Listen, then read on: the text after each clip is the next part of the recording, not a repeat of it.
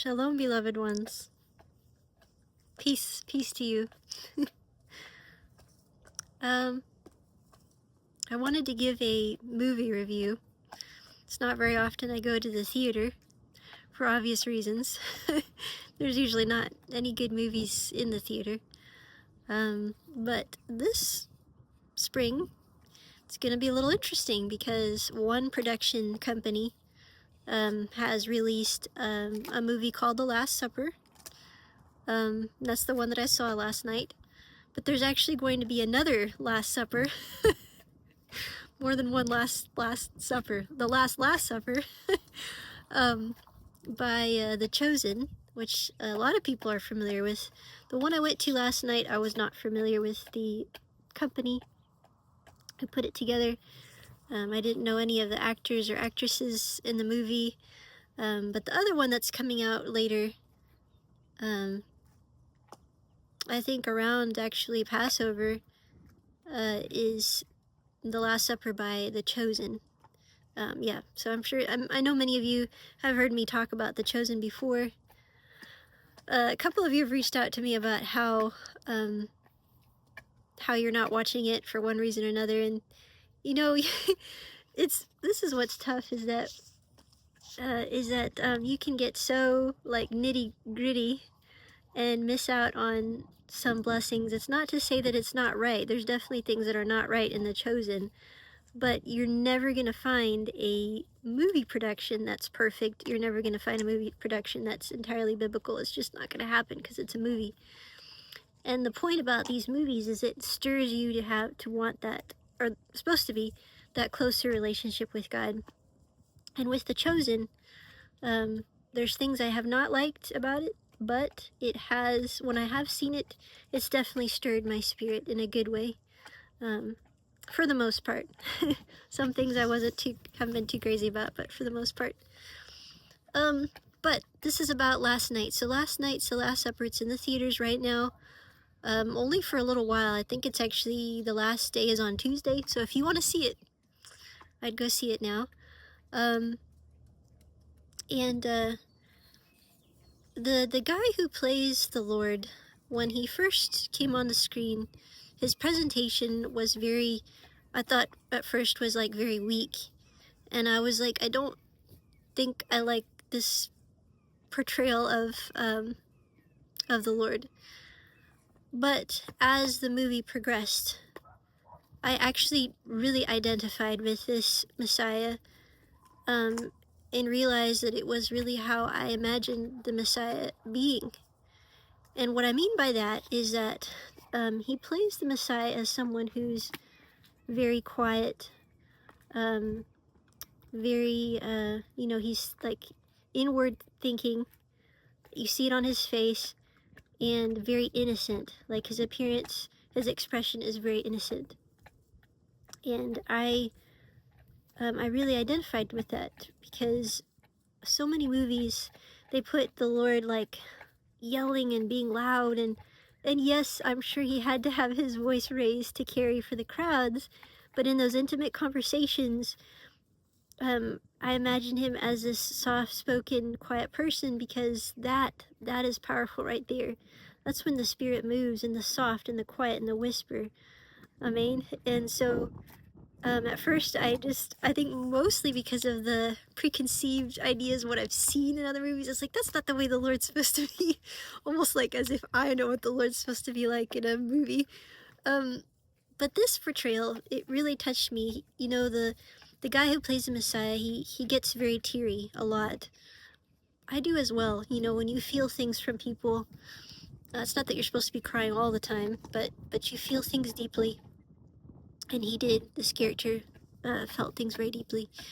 And but it is very much a very it's a contemplative, serious movie, so not something that you're going to be looking for humor. One thing that's kind of fun about The Chosen is that they do add very much some humor in there.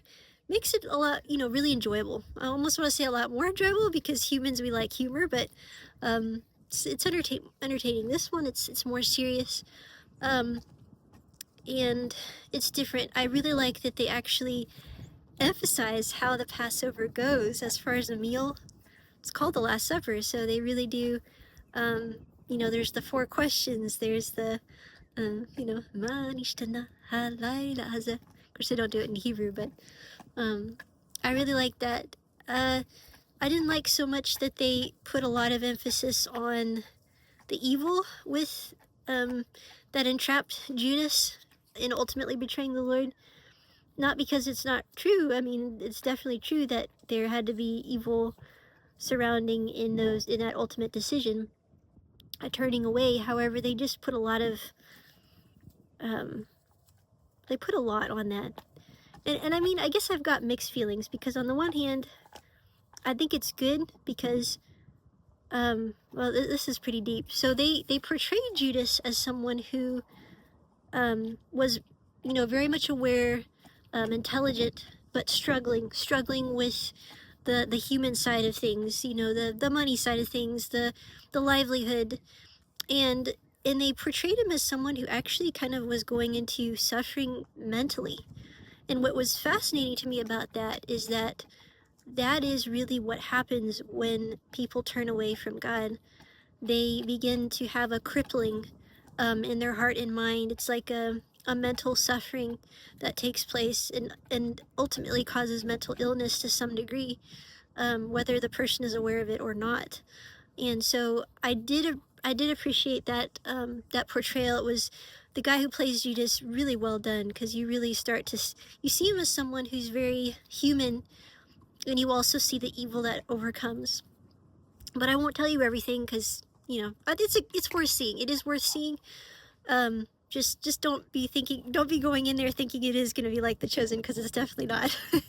Different people, different play on characters.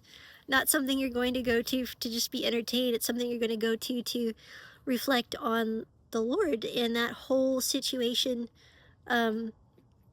leading up to the Messiah sacrifice. And as always, it's always a reminder when I see the Lord's sacrifice that all the things that I have had concern and worry about, or even things that really hurt my heart, there's no comparison to what the Lord went through for us. He went through and endured unimaginable pain. I mean, another thing that I thought about when I was in the theater watching this with my friends was that right now we have believers, brothers and sisters in the Lord, losing their lives to their faith in Yeshua on the other side of the world. And we are so fortunate and blessed right now that we don't have that. But what's to say that that's not coming? And how important it is to be prepared. And this film, it was a really good reminder. I do plan to watch the Chosen one as well when it comes out, so I'll have to give another review on that. We also have Snow White coming out. That's not one that I'm gonna be like, yeah, you gotta go see it because it's Snow White. But one of the things my mother had a gift for was she could see a story of the Lord in everything, even a fairy tale. And that's actually what I'm looking forward to when I go see Snow White. I was called Snow White in high school. That was my nickname, because I loved to sing, obviously, and I loved animals, and people, really care for people. But so I want to see Snow White. Plus, there are 2 Jewish women. One for sure is an Israeli in the movie. Jewish lady doing Snow White. Gal Gadot is playing the evil stepmother. She's evil something. Which is so odd to me, just because I'm thinking it's hard for me to shift my brain from thinking of Gal Gadot as the Superwoman, because she has been playing Superwoman. But she's a really cool person, Jewish Israeli, and I want to support, these Jewish women. And my dogs are acting up over here. And I want to do that. But I know there's going to be stuff in the movie, because it is fairy tale, that's not going to be great. But I'm going to go in with open eyes, like my mom, and see where the Lord is, even in a fairy tale. Because you can find him. Good versus evil, evil versus good, and good always wins. The Lord always wins. So I'll be doing that. But yeah, I just wanted to make a video review since there's not good movies out in the theater, and this was a Bible one. I was like, I gotta share on that. Also, I did go to the Purim party. I made it. It was so much fun. I'll tell you a funny story though. Hold on a second. Did you take her bone? She took away her bone. That's not very nice. I'll have to fix that in here a bit. Having two puppies can be nice, but it can be a challenge too, because they take things from each other. Anyways, I went to the Purim party. The best Purim outfit was Rabbi Rick's had like a ninja chicken, samurai chicken. I don't know what he was, but that was probably the best outfit of the night. But it went really well. It's crazy though, I didn't tell you guys the extent of it. We had though, that day that I went to the Purim party, it was crazy. There were fires all over our state. My sister's family had to evacuate. Their neighbor's house burned down. Crazy stuff happened. Hey, be nice. Be nice. No. I'm trying to get her to stop growling at her sister. Hey. Hey. Sorry. Hey. 1 second, guys. 1 second. Hey.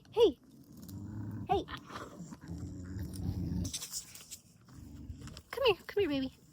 Okay. That's all right.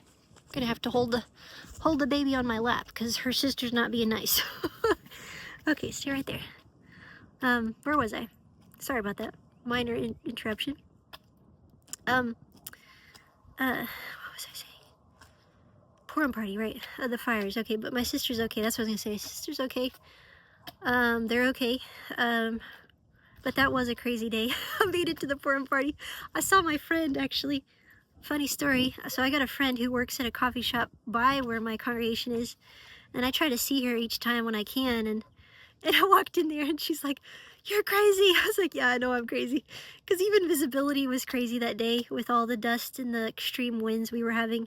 And I know many of you who are out in other states, there's far worse weather, or well, just as bad. I mean, it was really bad here, but you were affected. There was tornadoes, there was crazy weather across the country. So my heart does go out to those who lost everything. I know some people did die. My heart goes out to your family. Comfort for you, I pray. But yeah, I ended up making it to the Purim party. I got some hamantash, and I didn't make them this year, but I bought some at a place that's fairly new in our area. And they actually sell hamantash, and I think the owners are actually Jewish from New York or New Jersey or something like that. And yeah, and I did not know the hamantash was so much money though, so I just went in there like, yeah, I'd like to order 10 hamantash. Meanwhile, I walk out with like $45 worth of hamantash. It's like, this is crazy. If I had known it was gonna be that much, no way, but it was a blessing anyways, because for Purim, you're supposed to bless others and give, and so there we go. I'm just like, who buys $45 worth of hamantash? And I guess I do, but yeah. I had a guy, when I was walking out of the delicatessen with my bag of hamantash, because I've got a tiara on, right? I'm dressed like Queen Esther. He says, "Congratulations!" And for a moment, I was like, should I ask, or should I just be like, "Yeah, thank you"? So that's what I did. I was like, "Yeah, thank you." Just acted like everything was good. He probably thought I had just gotten married or something. I don't know. That was funny though. But yes, it was a good Purim party. As far as the horse goes, you want to see my puppy? Oh, here's your puppy. That's kind of an interesting story. I know I told you guys I was going to see a horse. The horse sold before I even went to see it. Wasn't meant to be. But what was hard about that was the owner did not tell me kind of the situation with that. I wish he had, but